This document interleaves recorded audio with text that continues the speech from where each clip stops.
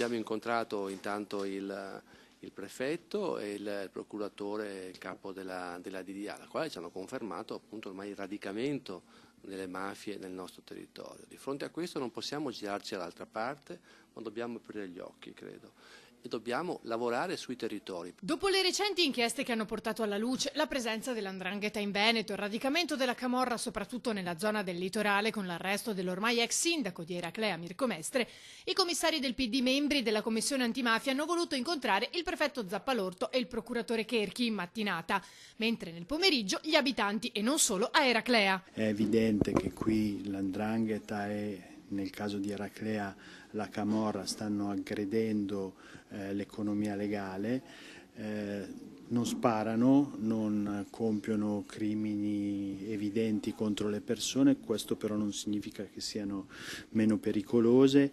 I soldi che provengono dalla droga o da altre attività illecite che inquinano l'economia legale, le imprese di questo territorio rischiano di mettere a repentaglio la democrazia e la convivenza civile. Per questo bisogna accendere un faro. Per questo chiedono una commissione antimafia nella nostra regione, che da tempo viene caldeggiata ma senza esito. Io credo che su questo, proprio per fare un lavoro trasversale che coinvolga tutte le forze sane della società, sia necessario anche istituire nel Veneto una commissione antimafia, nella regione, come c'è in tante altre regioni. Io credo che questo sia un'emergenza e una necessità della nostra regione, non per criminalizzare un territorio, ma per comprenderlo, per capirlo meglio e per parlarne, perché di fronte a questi fenomeni non si può stare zitti, ma bisogna iniziare a parlarne con tutti.